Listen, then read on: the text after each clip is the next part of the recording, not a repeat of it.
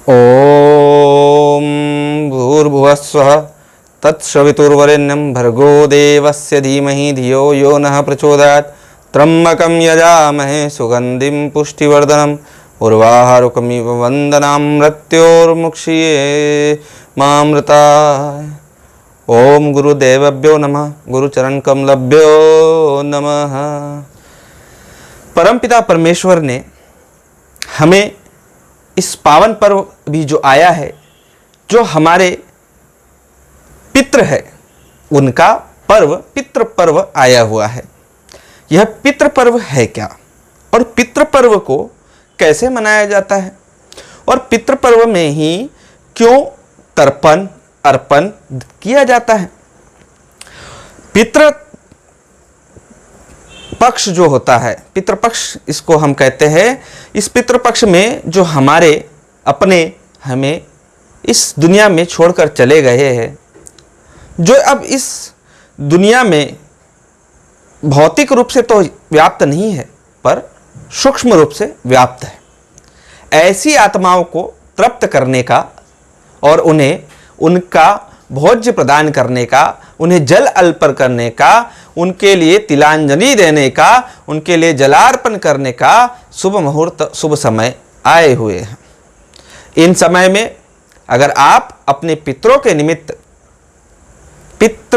निमित्त जो जल देते हैं, पिंडदान करते हैं, पूजन करते हैं, ब्राह्मण भोज करते हैं, उनके निमित्त उनकी आत्मा की शांति हेतु अनाथाश्रम, वृद्धाश्रम, विकलांग आश्रम में जाकर कुछ दान दक्षिणा करते हैं, तो उनके आपके जो पितृ है वह आपको बहुत भरपूर आशीर्वाद देते हैं। अब देखिए पितृपक्ष का रीजन क्या है। देखिए, आप इस शरीर को जब तक रहते हैं, इसमें आप अपनी कुछ चीज़ों को लेकर रोचक होती है, आपको कुछ चीज़ों में रुचि होती है। अब हमारा मानना है कि यह शरीर नश्वर है, इसके बाद हम सुप्त अवस्था में जाकर आत्मा रूपी हो जाते हैं, देवलोक गमन कर जाते हैं, स्वर्गवासी हो जाते हैं। परंतु हम अपने जो भी बचे हुए लोग होते हैं, जो इस धरती पर मृत्यु लोक में होते हैं, हमारे रिश्तेदार, हमारे पुत्र, इनसे एक अपेक्षा करते हैं कि यह हमारे लिए शुभ कर्म करे। यह पितृपक्ष का त्यौहार इसी के लिए होता है। गरुड़ पुराण में कहा गया है कि इस समय जो व्यक्ति अपने पूर्वजों के लिए दान करता है, तर्पण करता है, उनकी मनपसंद वस्तुओं का उनको भोग लगाता है, उनके लिए कार्य करता है, प्याऊ लगवाता है, उनके लिए बहुत सारे ऐसे कार्य करता है, उसके तृप्त होकर पितृ तृप्त होकर उन्हें बहुत आशीर्वाद प्रदान करते हैं, धन धान्य से परिपूर्ण करते हैं। यही पितृ पर्व है। पितृ पर्व की प्रारंभ होती है गणेश विसर्जन के बाद, पूर्णिमा आती है। पूर्णिमा के पश्चात जो कृष्ण पक्ष लगता है, उसमें पितृ लोग के लिए प्रथम दिवस, द्वितीय दिवस, ऐसे करके अगली तारीख 15 दिन तक पितरों का पर्व चलता है। अब पितरों को भोग कैसे लगाया जाता है। पितरों को भोग एक तो आप पिंडदान के जरिए लगा सकते हैं, पिंडदान कर्म करके लगा सकते हैं, पितरों के निमित्त पूजन कर सकते हैं।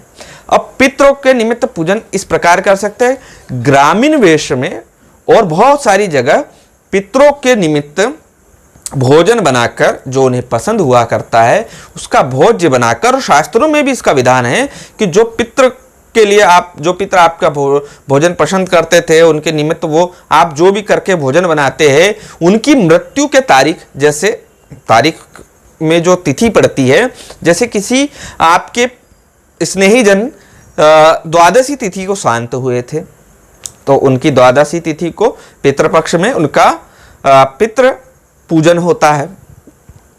अगर आपका कोई स्वजन दशमी तिथि को देवलोक गमन किए हैं, तो उनकी दशमी तिथि को होता है।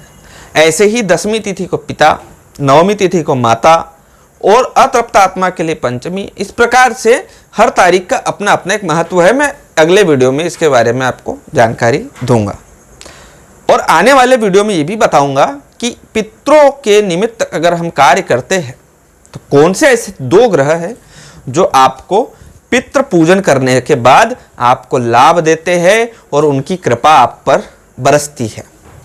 अगर आपने कुछ ऐसे उपाय भी मैं आपको बताऊंगा, अगर आपने उस समय किए, पितरों के तर्पण करते हुए किए, तो आपको अनन्य धन धान्य की प्राप्ति होगी। पितृपक्ष में कुछ सावधानियां भी रखनी है, वो मैं आपको बता देता हूं। पितृपक्ष में नए वस्त्र खरीदने नहीं चाहिए। जो व्यक्ति अपने पूर्वजों को पितृ तर्पण कर रहा हो या उनके लिए पितरों के पूजन कर रहा हो, उनको इस समय नए कपड़े नहीं पहनने चाहिए, नए कपड़े खरीदने नहीं चाहिए। साथ ही साथ शेविंग का नहीं करना चाहिए। साथ ही साथ आपको कोई नई वस्तु घर में खरीद के नहीं लानी चाहिए। धन का इन्वेस्टमेंट थोड़ा इस समय दान दक्षिणा में करना चाहिए, ना कि किसी घर खरीदने में करना चाहिए, पलंग खरीदने में करना चाहिए। इसी प्रकार से इन चीज़ों का ध्यान रखना चाहिए और पितरों के निमित्त दान धर्म कर्म करना चाहिए। इससे पितृ खुश होते हैं। मेरा मानना है कि पितरों का पूजन तो पितृपक्ष में करे ही। जो स्वजन, जो आपके वृद्ध माता पिता है, जो आपके साथी है, उन्हें जीते जी भी सुख दीजिए और मरने के पश्चात भी, उनके देवलोक गमन जाने के पश्चात भी, क्योंकि जीते जी वो भौतिक शरीर में उन चीज़ों को खा सकते हैं, परंतु व्यक्ति की सुप्त अवस्था में जाने के बाद भी उनको इन प्रकार के द्रव्यों का भोग हमें लगाना चाहिए, क्योंकि उनकी आस हमसे बनी हुई रहती है। तो ये एक मैंने आपको आज पितृ पर्व की एक छोटी सी व्याख्या की है। मैं अगले वीडियो में बताऊंगा कि पितृ पर्व में क्या क्या करना चाहिए, क्या क्या नहीं करना चाहिए और कैसे अपने पितरों को पूजन करना चाहिए। नमस्कार।